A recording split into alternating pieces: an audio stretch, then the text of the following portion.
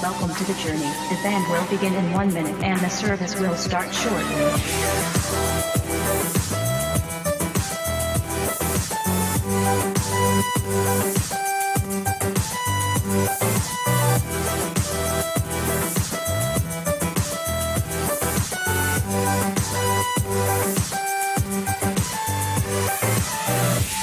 Welcome to the journey. The service will begin soon.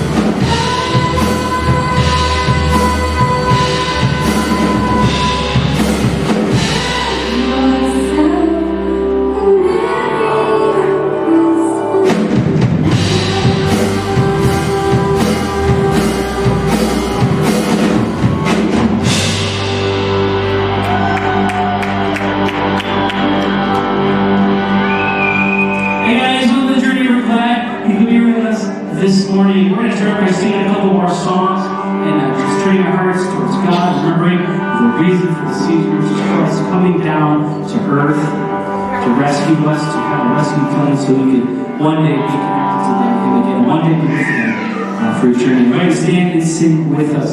If you're new to the journey, I just want to say thanks so much for joining us this morning, and just feel free to participate however you feel comfortable. Though this first song is Hark the Herald Angels Sing, so no matter how many times you've been to church, you know how to sing that one.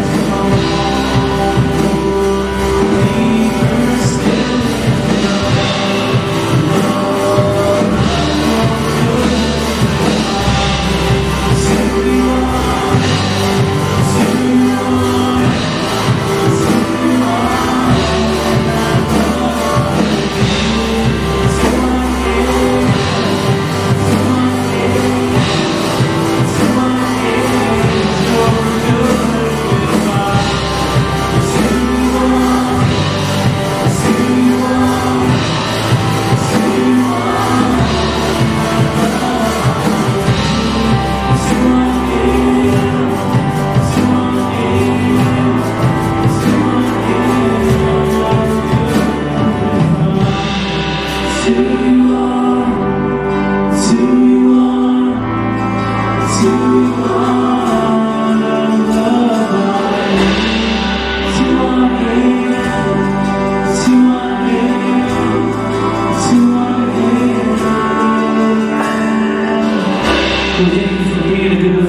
this song talks about. Someone we can always count on and always trust to guide us and lead us. And we pray this morning that you would lead us, that our hearts would be open to your leading, to what you have to say. God, we're thankful beyond anything that you are willing to love us enough to send your Son to earth to one day die for us so that we can be connected. This morning, God, you speak to our hearts and help us to draw near to you, and we make you more the center of our lives each day. God, in your name we pray. Amen. Hey, you guys can grab a seat and check out this video of our Hope Christmas Project and one of our Hope Christmas Project. Hey, I'm Justin McFarland. I'm the lead pastor of Restore Church, a new church that we're starting here in Norton Shores. I worked at the Journey for a year. You guys allowed me to be a church planting ministry resident, giving me an opportunity to learn and prepare and grow as we got ready to start Restore Church. I want to say thank you so much for including me in your Christmas project. We are just so thankful for the support that we have from this collaboration with the Journey, and I'm excited about what God is going to do in and through us together here in Muskegon County. So I just want to give you a little update on where we're at in starting Restore Church. We've actually had 3 nights of worship now, and we are in the Mona Shores Middle School, so we're kind of learning our systems, getting everything together, building the team, and that's one of the biggest parts of the process we're in right now, is continuing to build our team. We are hoping and praying that God will bring 5 to 10 more families into our community. We really want to be at about 30 to 40 adults, 35 adults when we go to launch. So we're continuing to pray, continuing to reach out, continuing to build the team. But we've seen God do some awesome things in our lives, building the team. And we just believe that God is going to continue to use us to help bring hope and healing in people's lives, pointing them to Jesus Christ. So again, I just want to thank you so much for your continued prayer and support. Thanks. Well, good morning and welcome to the Journey. My name is Braden, and I'm one of the pastors here. If you haven't had a chance to meet, I'd love to meet you sometime. One of the things we say here is that there are no perfect people allowed.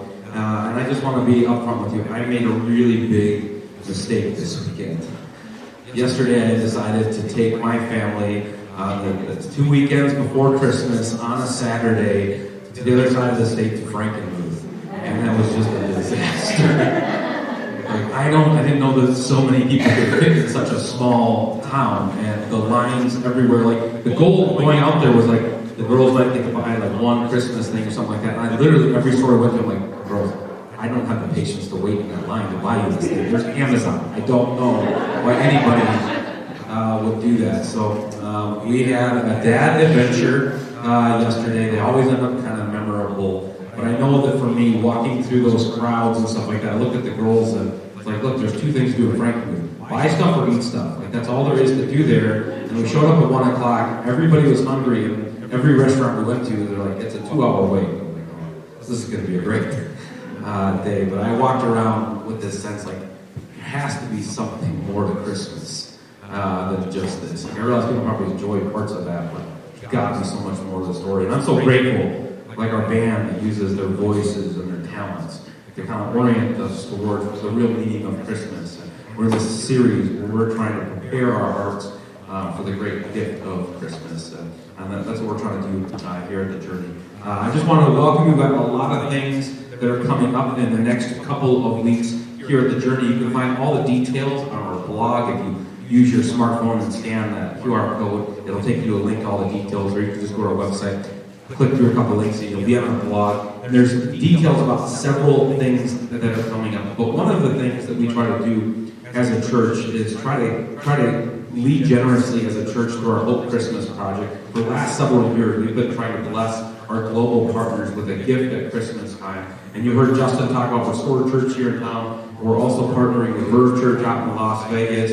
And then we've got our Compassion Project in Peru. And then a new partnership with Converge Caribbean as we sponsor a Haitian pastor as well. And we're trying to give generously this Christmas season. And if you want to give to the Hope Christmas Project, if you give online, there's a way you can designate specifically to that, or just make a note of it when you give it in the boxes on the back. Last month, we kind of introduced our Because Capital campaign. That's a 2-year project for us, but we said the first dollars of that campaign we're going to give to our Hope Christmas Project, to our global partners. And I'll just give you a quick update. We shared just for a few weeks on what our goal is through that campaign. To give to our partners, to save for the future, and then update the exterior of our facility. Over the next 2 years, we're hoping to raise $250,000 for that. And I'll just give you an update. After just a few weeks of talking about that, we're at about the 30% mark, which I think is a great start on that. And we're hoping that the first dollars of those commitments come up by the end of this year, and then we're going to keep pressing forward on that. But the first part of that is to go to our global partners. So if you want to jump on in with the Because Capital campaign or Hope Christmas Project, there's ways you can designate that online or at the back. And I just want to thank you for your generosity. We've had people that have either jumped in for the very first time giving here in these last few weeks, or adjusted and increased their giving here. This is a commitment to that. And everything we do here happens because of your generosity. So I just want to say thank you so much for that as well. If you are checking us out for the first time, we're not going to shake you down and ask you to leave your wallets in the seat, anything like that. We're just glad that you are coming and checking us out as a church. We're all about relationships, not just religion. We'd love a chance to meet you. There's a guest card in the seat in front of you. If you want to fill that out, you turn that in our lobby at our next center. One of our hosts actually give you a gift just to say thanks for coming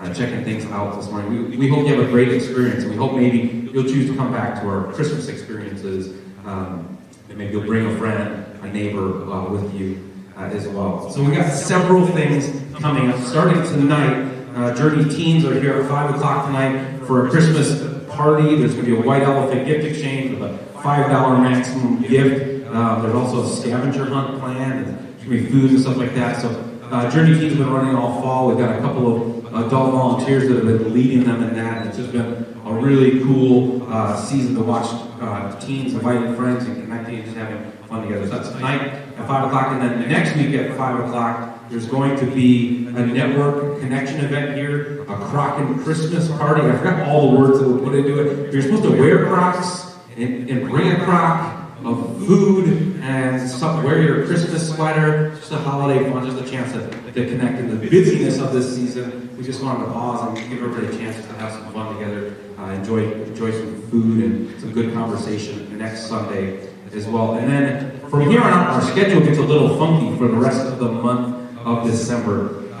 Next Sunday, we're inviting our elementary, middle school, and high school students to sort of take over our service. One of the best things that we have going here as a church, we just got tons of kids, and they have talents, and they're growing in relationship with Jesus, and we're going to invite them to use those. You'll see them in all the different aspects of our service. Next Sunday, our normal service times is 9:30 and 11, but it's a kids' Christmas takeover celebration. It's going to be one of our best Sundays of the year next Sunday. And then after that, we have our Christmas services on Friday, December 23rd at 7 p.m., and then on Christmas Eve, Saturday at 3 and 5 p.m. And we have the whole band together. It's a super fun event, candlelight and stuff like that. We just kind of go all out for Christmas at that time. We're hoping you'll invite some friends, some family. We've got the extra service in there because if your family's anything like mine, you're going to need the space. I asked my girls this week what service they wanted to go to for Christmas Eve. They said all of them. So I was like, oh, they're going to take up all the seats. If everybody does that, we need some extra room. So we're hoping you'll join us for our Christmas Eve celebration. And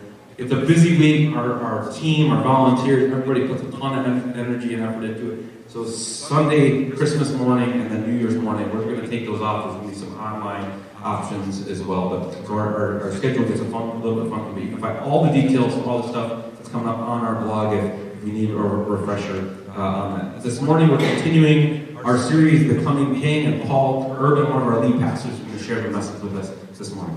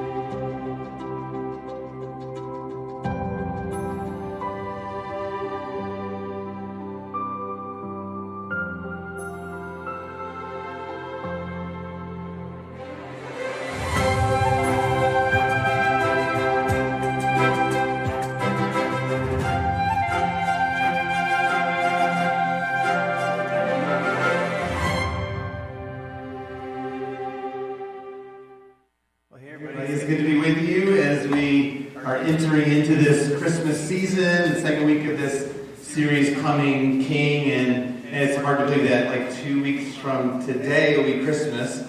And so often during this season, we've got all sorts of anticipation, excitement, energy towards Christmas. There's expectations about how everything will kind of play out, dreams and hopes, and maybe that's around a specific present. Like, if I could just get this present this year, maybe it's a present you want to give, and the expectation of what that's going to mean for that person or how they're going to react to that. Maybe it's expectations around family and friends being together, and you just got expectations about how that's going to go, and maybe even some hopes and dreams about how it'll be. Maybe it hasn't went well in the past, and you're hoping that this year will be really different. We have these expectations, these longings, these hopes, these dreams that we all have for these different moments in time. Maybe it's, again, those connections that you're going to have. Maybe it's Christmas traditions. There's certain traditions that you just love and you can't wait for. You're looking forward to that. Maybe it's watching a Christmas movie together. Or maybe it's going to look at Christmas lights. Or maybe it's around a special meal on Christmas Eve, or a special pastry that you have on Christmas morning. Whatever it might be, we live with these expectations. We all have hopes and longings and dreams for how things might go. And maybe 2022, if you're honest, has been a really difficult, challenging year, and you're hoping that these last couple weeks of the year can really turn the corner. And you might even be placing way too high expectations on what's going to happen over the next couple weeks because of what you've walked through this year. And you just hope, like, this will be the thing that will really kind of turn the corner. And we all have those longings and hopes and dreams. And remember 2,000 years ago, that first Christmas, the people of Israel had those same kind of hopes and dreams and longings. Longing for things to be different, longing that maybe this will be the year where everything will change. Maybe this will be the year that their rescuer will come. You know, the birth of Jesus brought hope. Now, I don't think they knew that in the moment, until the moment, that there was a hope that was coming, the possibility of life and freedom and peace. It is something, though, that the birth of Jesus was foreshadowed in the Old Testament of the Bible. That was talked about and dreamt about, and we get glimpses and echoes of for hundreds and hundreds of years before Jesus was even born, about what this would mean, this Savior coming into the world. The people had struggled and wished and hoped for a rescuer. They had endured pain and sorrow at the hands of evil kings. What they didn't realize, that they and we are part of this big, grand story that has been going on since the beginning of time. And that there was this coming king. And that this coming king could change everything for them.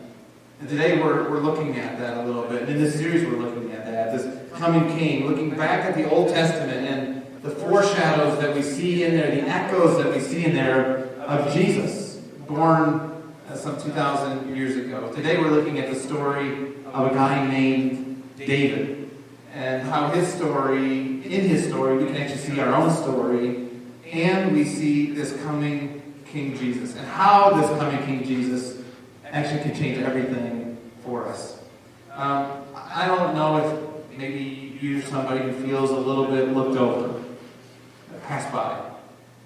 Maybe you're somebody that you've been facing some giants in your life, some giant decisions, some giant challenges. Maybe you've been wandering this year, or feeling a little bit lost, needing some guidance, some direction in life. You are not alone. Now, you're not alone because you're among friends. Many of us may felt those same things. But David, in the Old Testament of the Bible, he certainly felt all of those same things, and again, probably many of us do. And God sees you in the middle of it.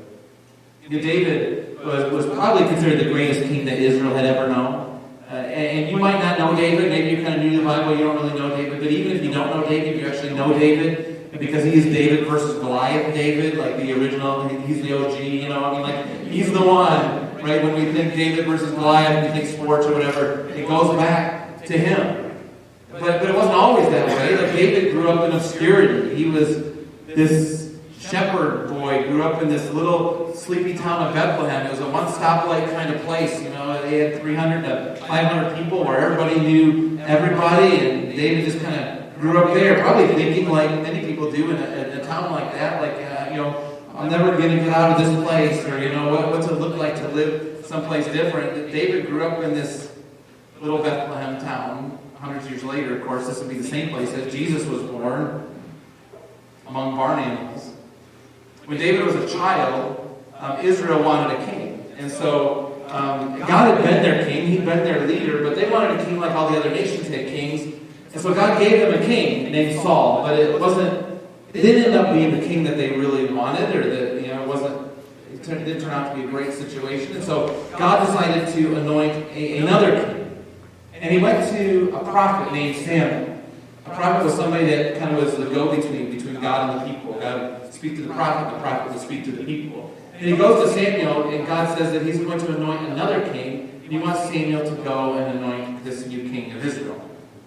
We read about it in 1 Samuel chapter 16. It's, in the Old Testament of the Bible, you'll see the words on the screen. It says this: "The Lord said to Samuel, how long will you mourn for Saul, since I have rejected him as king over Israel? Fill your horn with oil and be on your way." He wasn't like growing a horn. He had this kind of cornucopia type of thing, if you think about it that way. Filled with oil, and they would do this anointing where they pour the oil on the head of like a king. It says, "Fill your horn with oil and be on your way. I'm sending you to Jesse of Bethlehem. I've chosen one of his sons to be king."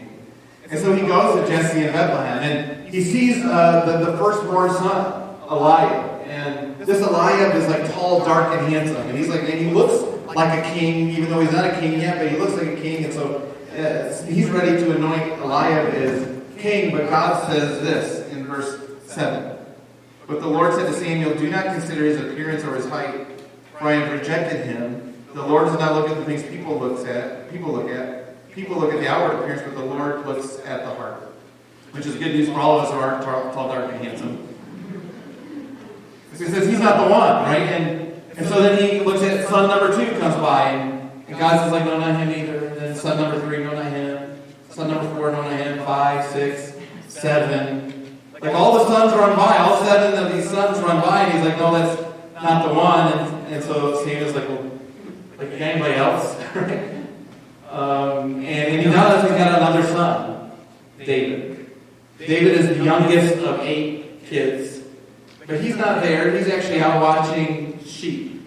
He's a shepherd. So he's out in the field taking care of the sheep, while all the other sons are hanging out with the great prophet. David was the youngest. And how many of you are youngest children? Okay, decent amount, right? There's some advantages to being baby of the family, right? But there's also some disadvantages. And you don't get maybe all the same privileges, maybe older siblings, they got to stay out. Maybe you get that later in life, but you're at that point, when you're in the home, and they're like, how come they get to stay up later? How come they get to do this? And they get some advantages compared to you as the youngest. Sometimes it's easy to feel passed over or miss out. And I had the same privileges. We had 3 boys, and our youngest, Will, he just was not into sports at all. It was not his thing, which is ironic because he had more varsity letters than our other 2 combined, and they loved sports. They played sports all the time together, and our ages were 2 years apart and then 3 years apart for Will. And so just to pick a date, when Spencer, our oldest, was 10, Max, our middle, was 8, and then Will was 5. Our oldest 2, they loved to play sports, and so they would be out playing basketball together, they'd be throwing baseball around together, they'd want to play football together, and Will wanted to play puppies and stuff like that. There was a season of his life where he just wanted to be a dog. Sometimes we think he was a dog. I remember in kindergarten, we asked him, he would come home from school, and we'd be like, you had fun today? And he'd say, "Gruff." So you play dogs? Gruff. Did you bite anybody? No. One time I asked him, I said, "Did you lick anybody?" He said, "No, only myself." I don't know what that is, right? We went to Mackinac Island one time. I shared this at the Journey before. We went to Mackinac Island one time as a family, and he was about 5 years old, 4 or 5 years old. And at the end of the day, we were with Jennifer's family and all of us. There's her sister and brother-in-law and their kids. So there's a big group of us. You know, it was packed. It was in the middle of the summer. We went into Kilwin's and we got ice cream. And Will's ice cream cone, like, immediately, like, fell on the floor. And so Jennifer picks it up and gives it to the person behind the counter. Is like, hey, can we get another ice cream cone? So she puts it up. And we go to give it to Will. He is literally on all fours licking the floor. I mean, think about all the horse poop. Yes, like Jennifer wanted to Lysol his whole face. Like, just like Lysol it right now. He loved dogs. So Will, he always wanted to play puppies. They always wanted to play sports. When it came to football, they wanted a third person because they wanted offense and defense, and so they would beg Will to go play with them. He hated sports, but he would go play with them, and the reason he'd go play with them is because they would say, Will, if you play football with us, we will play puppies with you. And so you know, okay, I can do that, right? And so they would go out and they would play, you know, football for an hour, and then they'd come in, and then the other two would be like, no, we're not playing puppies. I don't mean, right? But if you're the youngest, like you got some PTSD, you're like, haven't been there before. David was the youngest of eight brothers, right? There's 8 brothers, he's the youngest. I mean, just trying to get food at the table was a challenge for David. And he's this shepherd, this youngest, overlooked, and he's out taking care of the sheep. While all the other 7 are hanging out with the great prophet Samuel, he's stuck doing the dirty work. And David, his whole family came from humble beginnings, but shepherd boy, the youngest of shepherd boys, and shepherds is dirty, hard work. It was not something you aspired to. It was not so much a career choice that you made as it was kind of made for you. And yet, what's interesting in the Bible is that we see shepherds all throughout the Bible. In fact, even in the birth story of Jesus, right? We see shepherds. The first ones that get the announcement of Jesus' birth are shepherds out in a field. And it's a theme that we see running throughout the Bible. The angels, they didn't go to royalty. They didn't go to celebrities. They didn't go to the town council. They went to the shepherds, the outcast first. Jesus is even seen as a shepherd, but not just as any shepherd. In John chapter 10, verse 11, the 4th book of the New Testament, one of the biographies of Jesus' life, it says, Jesus speaking, says, I am the good shepherd, and the good shepherd lays down his life for the sheep. When he's talking about sheep, by the way, he's talking about us. And that can feel maybe even a little bit offensive, right? Because we talk about sheep today like, oh, a bunch of sheeple, right? Like they're just like following the crowd, you know, and they can't think for themselves. And it's not far-fetched when you think about sheep. I mean, sheep are not the brightest bulbs in the box. There are stories of sheep. I read one in Ireland where something as well as like over 1,000 sheep like just went over a cliff. It was like one after another. They just kept going, like, you know, one after another, just over the cliff, over the cliff, over the cliff. It's the proverbial, like, if your friends jumped off a bridge, would you? Like, sheep would be like, yeah, like I would, like that's where I'm going. I'm just following them, right? But this is sheep. But Jesus' point wasn't to offend by calling us sheep, but to really call out the obvious. We are like sheep in many respects. We are dependent, we wander, we follow the crowd, we step into pitfalls way too often. And Jesus says that he is the good shepherd. And the good shepherd not only lays down his life for sheep, which is amazing and sacrificial, but he's there to guide us and to lead us, to kind of walk us through. In Western versus Eastern world, so in the Middle East versus where, like here in the States, in the Middle East, the shepherds lead the sheep. They don't drive the sheep from behind. They lead the sheep from the front. The sheep follow them. Oftentimes at night, shepherds would out in the field. They would get their flock, and then another shepherd would get their flock, and they get 2 or 3 different shepherds with their flocks in a pen, so they kind of together could protect the sheep. And in the morning when they leave, they would just call to their sheep, and their sheep would follow their voice. So the sheep were kind of dumb, and they would kind of be all over the place, but they knew their shepherd's voice as well. The sheep are known as being fearful and anxiety-filled. So see, they're nothing like us. Right there, they're fearful and anxiety-filled, and they needed somebody to guide them and to lead them. They needed protection. That's why a shepherd would carry a rod to beat away robbers or predators. That's why he had a staff with a hook to kind of pull a sheep in or to move the snake out of the way, to be their protector. And in the Old Testament, when we look at David's life, there's stories about him rescuing the flock of sheep from a bear, from a lion, with his bare hands. He was a good shepherd, protecting them. David was a good shepherd, but Jesus is the good shepherd. Because Jesus takes it up a step. It's not just about protecting a flock of sheep, but protecting and rescuing, well, us.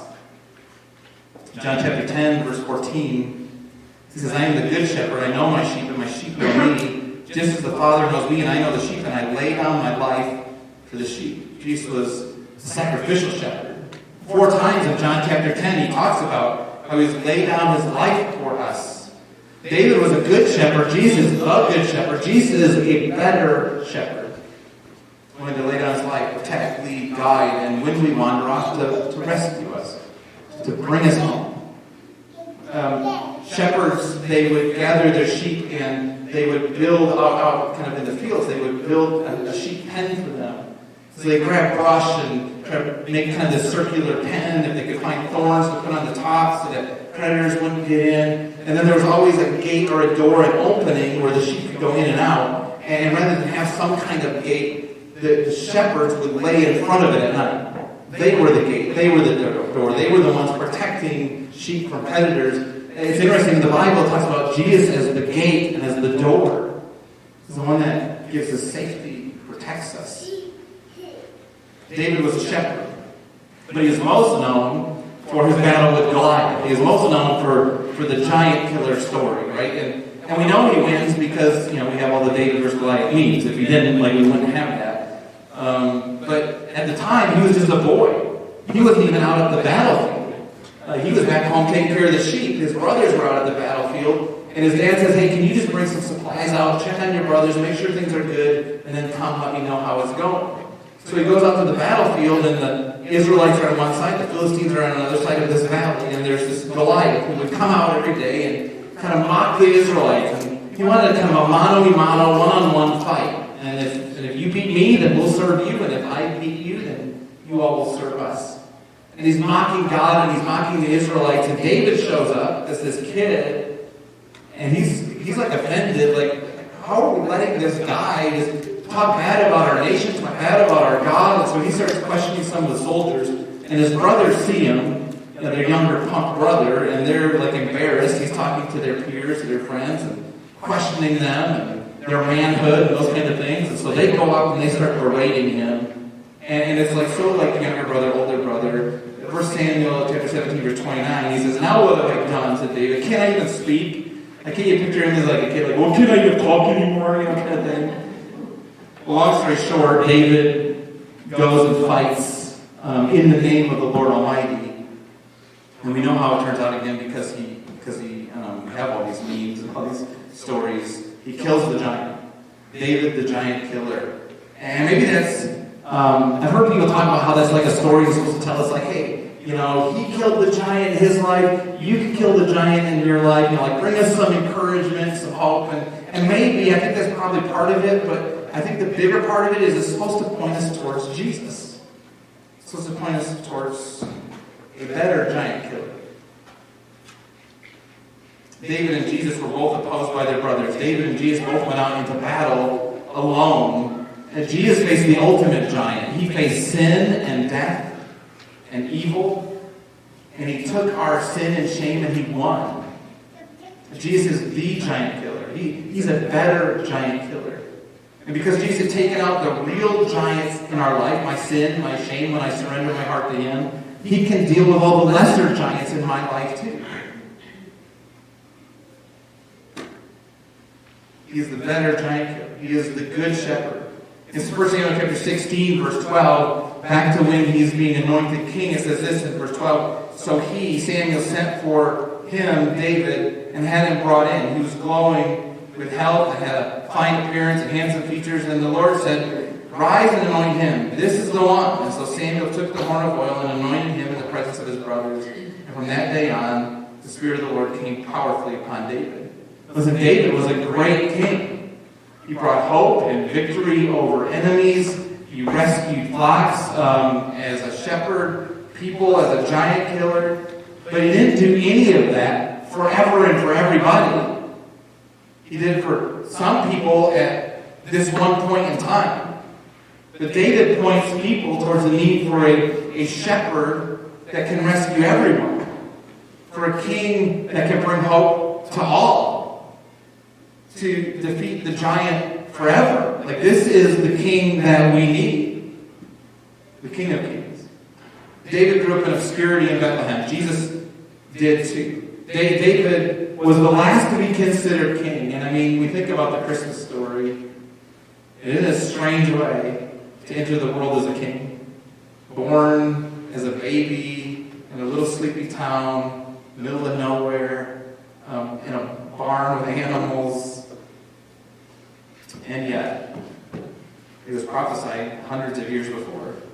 Isaiah chapter 9, verse 7, "Of the greatness of his government and peace there will be no end.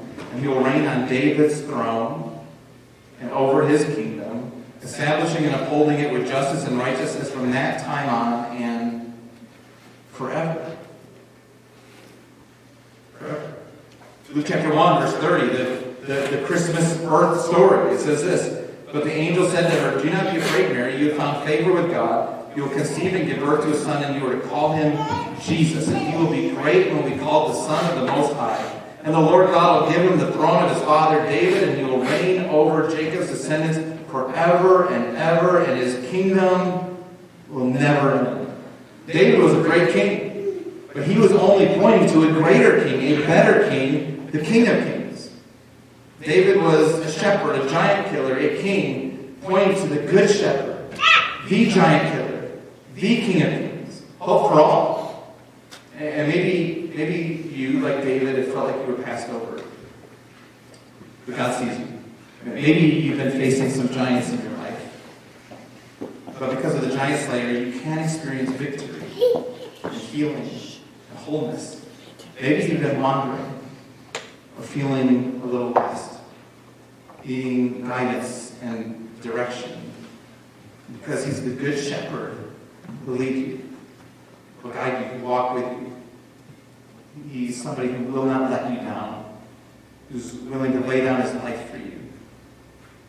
Born 2,000 years ago in the town of David in Bethlehem, the baby born in the manger, in the shadow of the greatest king that Israel had ever known, was actually a better king, a better shepherd, a better giant killer. This is such good news at Christmas. That all that longing and wishing and hoping and expectations that we have for a rescuer, for a helper, for a new day, for a guide, for a giant slayer, for a leader, is found in a baby born in a manger. Are you wandering and feeling lost this Christmas? Are you feeling looked over or like a nobody? Are you overwhelmed by some giants in your life? You turn our heart to the manger. We see in David's story of longing, we see in David's story a glimpse of the good shepherd, of the giant killer, of the King of Kings, who entered this world 2,000 years ago so that we could experience life, and freedom, and hope, and peace, and guidance, and direction. A king who is willing to sacrifice himself for us. Such good news. The coming King. Let's pray. God, I pray that you would, in these moments even, maybe we're feeling a little lost. Maybe we've been wandering a little bit. Maybe we're facing some significant giants in our life that feel overwhelming. God, would you be for us in these moments the giant killer? Would you be that good shepherd, the King of Kings? God, we thank you that you sent your Son to this earth to walk among us, born as a baby in a manger, such an unusual way to enter the world. He did for us. Sacrificial King. Give us an opportunity for hope and life and peace. And whatever expectations we have for this Christmas season, maybe we're feeling overwhelmed, maybe we're just hoping, like if things could just go right, things could turn the corner. But God, may our expectations be focused on you. Such good news has entered the world through the birth of your Son, Jesus. We celebrate it. We need it. Jesus' name. We're going to have I sing a couple songs. I you to stand and sing with us.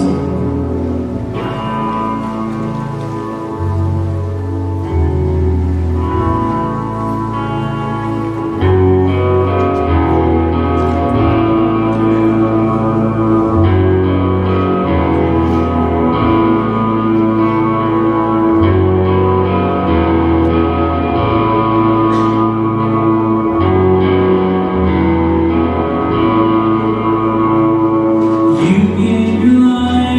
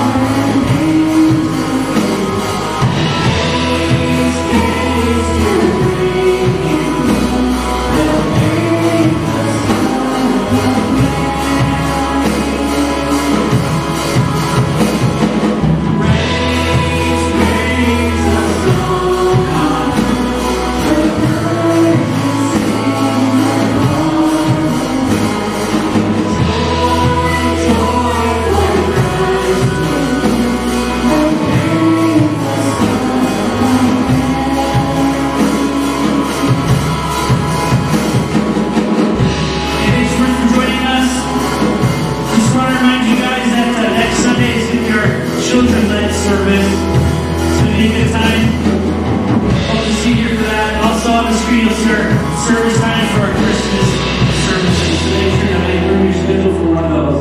Thanks, guys. Have a great week. See you here next Sunday.